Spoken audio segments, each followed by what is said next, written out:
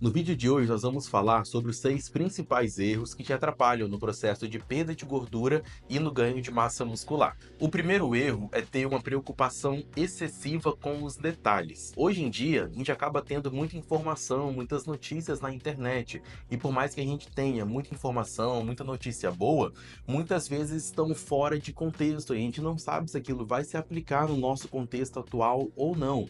E ao começar a ter contato com muita notícia, com muita informação, a gente acaba não focando aonde realmente importa. Então entende que o seu corpo ele vai responder a média do que você faz e não o que você faz eventualmente. E entenda também que comida não tem moralidade, não tem uma comida que seja do bem e uma comida que seja do mal. O mais importante é a gente conseguir criar uma boa relação com a comida e dessa forma ter uma alimentação equilibrada. E tem muita gente que fica focada em calcular milimetricamente cada caloria e acaba esquecendo de focar no básico, que é a constância, o bom senso e você desenvolver de fato bons hábitos. E dentre as diversas coisas que a gente vê na internet, uma das coisas que menos fazem sentido e que a gente ainda vê muita gente se preocupando é em relação ao índice glicêmico dos alimentos. O índice glicêmico foi um parâmetro criado em 1980 para tratar pacientes com diabetes. Ou seja, se você não tem diabetes, isso já quer dizer que é uma coisa que você nem deveria estar tão preocupado assim. E além disso, a gente tem um outro ponto. Existe uma limitação metodológica no que tange a criação do índice glicêmico, porque ele foi criado em um ambiente artificial e também de forma isolada. No seguinte sentido, quando foram testar os alimentos para entender qual seria a resposta glicêmica daquele alimento, foram ingeridos esses alimentos de forma isolada e em jejum. Então, em jejum se deu arroz, em jejum se deu pão. E na vida real, dificilmente a gente faz o consumo desses alimentos de forma isolada. Então, se esse índice foi criado frente a uma metodologia que a gente não tem uma aplicação de forma realmente integral ali na prática, isso aqui já tem uma certa limitação e, portanto, a gente não consegue de fato ter uma aplicabilidade real do índice glicêmico. E o índice glicêmico, quando ele foi proposto, ele foi estudado da seguinte maneira: os participantes ali do trabalho precisariam consumir cerca de 50 gramas de carboidrato advindos de determinado alimento para aí sim se estudar essa resposta glicêmica. Só que entende o seguinte: se a gente for tentar chegar a 50 gramas de carboidrato do macronutriente de um alimento como a tapioca, por exemplo, a gente está falando aí de 4, 5 colheres de sopa, que é algo relativamente tranquilo de consumir. Já quando a gente fala de 50 gramas de carboidrato de melancia, por exemplo, a gente precisaria consumir mais de 500 gramas de melancia para chegar nessas 50 gramas de carboidrato. Só que quando a gente vai olhar ali a classificação, o índice glicêmico desses dois alimentos, eles estão no mesmo grupo, mas a gente já começa a entender mais uma vez a limitação desse índice glicêmico e tem ainda um agravante. Como eu falei, eles foram estudados, esses alimentos, de forma isolada. Só que na prática a gente não faz o consumo de forma isolada e quando a gente pensa no que realmente importa, que é a carga glicêmica, ela vai levar em consideração os demais alimentos presentes ali naquela refeição. Ou seja, quando a gente tem uma refeição com uma boa fonte de proteína, com um pouquinho de gordura, com legumes, com fibras, tudo isso são componentes que vão lentificar essa resposta glicêmica e, portanto, diminuir o que é a carga glicêmica da refeição. Então não faz sentido a gente olhar para o índice glicêmico isolado dos alimentos. O que faz sentido é a gente pensar na carga glicêmica das refeições e, nesse sentido, quando a gente tem uma boa fonte de proteína, fibras, legumes, uma refeição de fato completa, essa carga glicêmica já vai estar ajustada, já vai estar diminuída ali para o que é saudável, para o que é esperado de ter como uma resposta glicêmica de uma refeição. É por isso também que quando a gente pensa, por exemplo, no consumo de doces, é mais interessante a gente consumir esse doce após uma grande refeição, após o almoço, após o jantar, do que em períodos isolados no dia. E tem um fenômeno muito interessante que é como cada pessoa vai responder a determinado tipo de alimento. E as pessoas muitas vezes esquecem de levar isso em consideração, que nada mais é do que a individualidade biológica de cada um. E teve um estudo, por exemplo, de 2015 que pegou dois alimentos, cookie e banana, e foi comparar a resposta glicêmica desses dois alimentos. E a gente tende muitas vezes a achar que necessariamente, por exemplo, o cookie vai ter uma resposta glicêmica maior, vai levar mais a glicemia no sangue do que a banana. Só que ao analisar o resultado desses estudos, a gente vê que isso variou de pessoa para pessoa. Então, em determinado grupo, a banana elevou mais a glicemia do que o cookie, e no outro grupo, o cookie elevou mais a glicemia do que a banana. E por que que isso muda? Justamente por conta dessa individualidade biológica de cada pessoa, que nesse caso foi mediado pela microbiota. Então, de acordo ali com a microbiota, com as bactérias que estão ali no nosso intestino de cada participante, de cada pessoa, foi diferente a resposta glicêmica. E isso é só mais um ponto que reforça pra gente como ficar apegado ao índice glicêmico dos alimentos é algo que não faz sentido, porque ainda que fosse algo validado, que fizesse sentido a gente utilizar em pessoas saudáveis, existe essa limitação no sentido de que cada pessoa tende a responder de forma diferente de acordo com o tipo de alimento e com a microbiota daquele indivíduo. E ainda nesse raciocínio de se preocupar demais com os detalhes, uma outra coisa que eu vejo aqui no consultório é uma preocupação excessiva com o número de refeições que se precisaria fazer por dias. E muita gente ainda tem aquela ideia que fazer 5, 6 refeições seria superior, seria necessário, e que isso de alguma forma poderia acelerar o metabolismo. Mas o que realmente vai ser determinante em 99% dos casos é a quantidade de calorias e ter o controle de macronutrientes no período total do dia. E essa divisão, esse fracionamento alimentar, não é que ele não importa. A gente sabe já hoje em dia, por exemplo, que pensando ali nas proteínas, uma divisão ideal seria fazer pelo menos em 4 refeições. Mas não significa que se você come menos refeições, ou seja, se não faz essa divisão ideal, não significa que não vai funcionar. Então a gente tem ali o mundo ideal, mas a gente tem o que é a vida real. E muitas vezes, antes da gente chegar no ideal, a gente precisa trabalhar com o que a gente tem.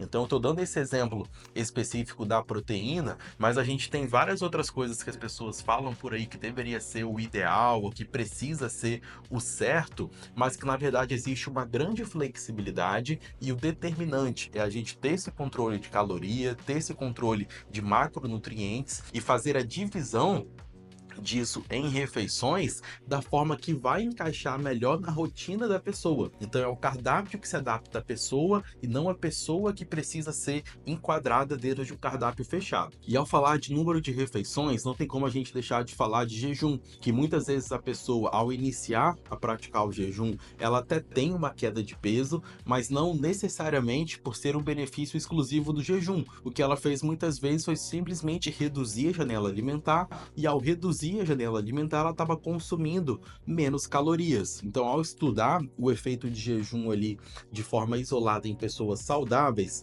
a gente não vai ter grandes benefícios. Quando a gente fala de pessoas com resistência insulínica, com obesidade, com diabetes, a gente tem uma preocupação maior com essa janela alimentar, e aí parar de comer mais cedo, concentrar as refeições mais no período da manhã, por exemplo, pode ser algo que vai fazer mais sentido, mas como eu falei, o mais importante muitas vezes é entender qual que é a preferência da pessoa, e dessa forma a gente conseguir organizar. E acho importante deixar claro também que eu não tenho nada contra o jejum. Inclusive é uma prática que eu gosto, que eu acho interessante em alguns casos, principalmente ali quando a gente está falando de emagrecimento. Então, nesse contexto, eu acho que faz sentido. Às vezes esperar um pouquinho ali para fazer a primeira refeição, ou então parar de comer um pouquinho mais cedo.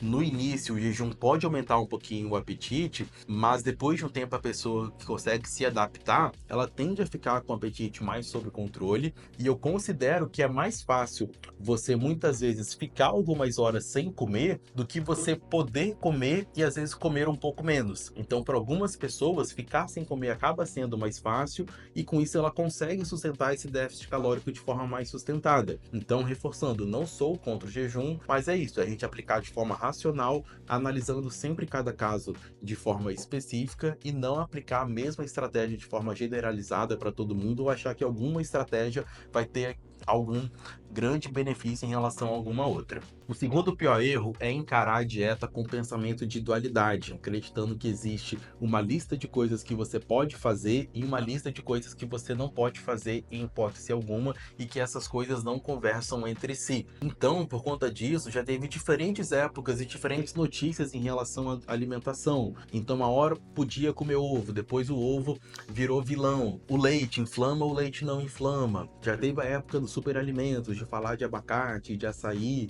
Já teve época de shot, de curcumina, de falar de vinagre de maçã. Então, uma série de coisas ali que em determinados períodos foram considerados ou coisas muito boas ou coisas muito ruins, e isso acaba gerando nas pessoas essa angústia, essa necessidade às vezes de achar que, pô, era isso que estava faltando para agora funcionar, para agora realmente ali aquilo andar da forma como a pessoa estava esperando que andasse. Mas vamos pensar com racionalidade. Se realmente existisse uma coisa muito transformadora, seja cúrcuma, seja vinagre de maçã, seja o shot, seja um super alimento, se isso realmente fosse algo relevante, isso já estaria sendo propagado em larga escala por aí, já estaria sendo prescrito e não seria um segredo guardado por um determinado grupo de pessoas. Então, hoje em dia, com a quantidade de mídia que a gente tem, seja mídia tradicional, documentário, internet, muita coisa acaba sendo propagada de forma sensacionalista ou com apelo emocional muito grande, e as pessoas se pegam envolvidas nessas narrativas. Mas, como eu falei, é super importante trazer isso para uma racionalidade e a gente ter, de fato, boas fontes para a gente conseguir ter informações de confiança. E quando a gente está pensando em saúde, é muito mais importante o que você vai incluir na sua alimentação do que o que você vai excluir. E ainda que a gente pense ali, por exemplo, vou restringir a minha alimentação a determinado grupo de alimentos. Ainda que esses alimentos sejam saudáveis, isso não é um raciocínio 100% válido, porque você vai estar abrindo mão de consumir uma série de outros alimentos. Então, o mais importante aqui é focar na diversidade. E nessa diversidade, vale a pena a gente resgatar um conselho que a nossa avó dava pra gente de ter o prato mais colorido possível. Quando a gente vai pesquisar na literatura científica o que realmente faz sentido, o que realmente vai ter, por exemplo, um efeito anti-inflamatório, antioxidante, melhorar a saúde intestinal, melhorar a saúde cardiovascular, diminuir mortalidade e melhorar de fato a nossa saúde e qualidade de vida, a gente não está falando de um grupo alimentar em específico, de um alimento ou de um nutriente em específico. A gente está falando de diversidade. Então, esse estudo aqui, por exemplo, da The Lancet, uma das maiores revistas do mundo, acompanhou por 10 anos, de 2003 a 2013, 135 mil indivíduos de 18 países diferentes, analisando como é que era o consumo de frutas e legumes desses indivíduos. O que foi observado? Aquelas pessoas que consumiam pelo menos de 3 a 4 porções de frutas e legumes por dia, ou então de 375 gramas a 500 gramas de legumes, frutas, verduras por dia, foram as pessoas que tiveram um menor risco de doenças cardiovasculares e um menor risco também de mortalidade. Então, ao invés de focar em excluir coisas da sua alimentação ou em focar em alimentos específicos, foque nisso, de durante o dia consumir 3, 4 porções de frutas, legumes diferentes. Você vai ver que isso é algo relativamente difícil para a maioria das pessoas, mas isso é o que realmente vai dar a diferença, isso é o que realmente é ser uma pessoa saudável. E se em 80, 90% do tempo você está preocupado ali em cultivar bons hábitos, em ter a ingestão de alimentos minimamente processados, de alimentos in natura, os 10, 20% restante do tempo, tudo bem você consumir o que você quiser. Doce, bolo, fast food, apesar de não serem os alimentos mais nutritivos do mundo, eles podem sim, em certo percentual, fazer parte de uma alimentação equilibrada. O terceiro pior erro é mudanças radicais. Isso é muito comum, principalmente em ano novo, que a galera começa a fazer promessa que vai mudar, que vai ser diferente, ou então a pessoa bota na cabeça que segunda-feira ela vai começar a fazer dieta, a treinar. E isso já acho um erro também, porque a pessoa ali que está realmente determinada a mudar, que já entendeu ali o processo, ela não vai condicionar a uma virada de ano, a chegar segunda-feira, não, pode ser quarta, quinta-feira. Ela já entendeu que não existe isso de esperar o dia ideal, de esperar as condições perfeitas. Ela já vai começar, ela já vai se movimentar e vai melhorando no caminho. Mas voltando, essas pessoas que buscam essas mudanças radicais, que não treinava ou treinava uma, duas vezes por semana, agora tá treinando todos os dias, que corta as calorias pela metade quem tá buscando emagrecer, ou que começa a comer muito volume para quem tá buscando hipertrofia, são estratégias que não são sustentáveis, as pessoas tendem a se frustrar, tendem a falhar e acabar muitas vezes largando o planejamento de lado. Então, tanto para o ganho de massa muscular e tanto para a redução de gordura corporal, abordagens mais graduais são mais sustentáveis e também mais inteligentes. Quando a gente fala, por exemplo, de fazer um déficit calórico muito agressivo, por mais que isso diminua o seu peso na balança de forma mais rápida, vai ser às custas também de uma redução de massa muscular. E aí pode vir flacidez, pode vir queda de imunidade, pode vir queda de disposição, uma série de coisas ali que não são interessantes. E o ideal é a gente ajustar esse déficit calórico para no máximo 20 a 25% ali do seu gasto energético total, e dessa forma uma queda de peso esperada seria da ordem de 0,5 a 1% do seu peso corporal. Já quando a gente está falando do ganho de massa muscular, o ideal é a gente fazer um superávit calórico de 10 a 20% quando a gente está falando ali de sujeitos iniciantes ou intermediários, ou então de um déficit calórico, perdão, de um superávit calórico de 5 a 10% quando a gente fala já de sujeitos avançados. O aumento de peso esperado é na casa aí de 0,25 a 0,5 do seu percentual de peso atual a cada semana. O quarto erro é focar demais em suplementos, seja whey, creatina, termogênico, até em medicamentos, hormônios. Tudo isso é um complemento. 90% do seu resultado ele vai ser ditado pelos seus hábitos e por você ter uma boa base de dieta, de treino, algo realmente planejado para você, algo racional e algo que você consiga ter consistência a médio e longo prazo. Essa base estando bem ajustada, aí sim a gente pode pensar em suplementos. Eu particularmente gosto muito do whey protein, apesar dele não ser algo determinante dentro do resultado, é uma fonte rápida e prática de proteína. Eu gosto muito, por exemplo, de utilizar em refeições ali intermediárias. Outro suplemento também muito bom, com largo grau de evidência científica, é a creatina monoidratada. Vai te ajudar no ganho de força, no ganho de desempenho. É interessante tanto para quem está querendo buscar um aumento de massa muscular e para quem também está buscando emagrecer. A cafeína é outro suplemento também muito bacana. Ela tem um leve efeito termogênico, mas não é nem isso que eu considero o determinante, mas sim o aumento de disposição, o aumento de estado de alerta que ela dá, que faz com que a gente consiga treinar melhor, sustentar maiores volumes e intensidade de treinos. Eu já tenho um vídeo aqui no canal onde eu falo exclusivamente de todos os suplementos, então eu vou deixar esse guia aqui.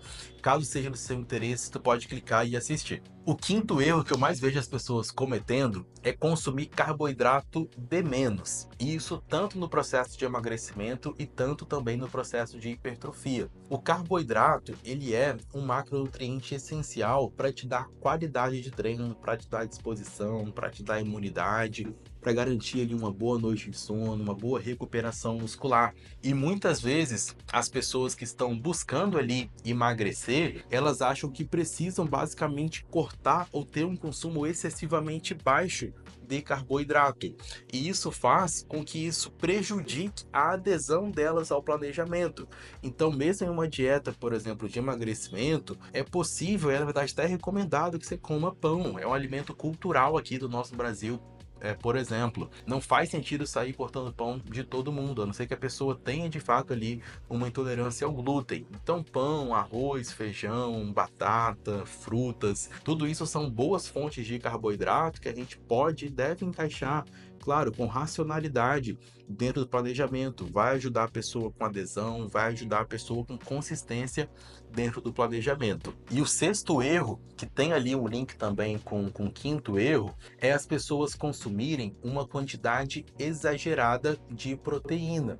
Isso tanto no processo de emagrecimento, mas principalmente no processo ali de hipertrofia. O principal macronutriente dentro do processo de hipertrofia não é a proteína, mas sim o carboidrato. Quando a gente fala de proteína, se ela está ali de 1,6 a 2,2 gramas por quilo de peso corporal, já vai ser mais que o suficiente. E o macronutriente que vai estar maior proporção são os carboidratos. A gente pode falar de chegar a 4, 5, 6, 7, 8 gramas por quilo de peso corporal, claro que dependendo do caso. E as pessoas muitas vezes com essa preocupação excessiva da proteína, acaba negligenciando o carboidrato. Então, isso é algo bem comum que eu vejo aqui no consultório, as pessoas jogarem o consumo de proteína muito lá para cima, carboidrato muito lá para baixo, tanto na fase de hipertrofia, tanto na parte de emagrecimento, e isso acaba atrapalhando a pessoa não só do ponto de vista técnico, que a dieta realmente não está ali ajustada, mas também, principalmente, do ponto de vista de adesão mesmo, dela conseguir levar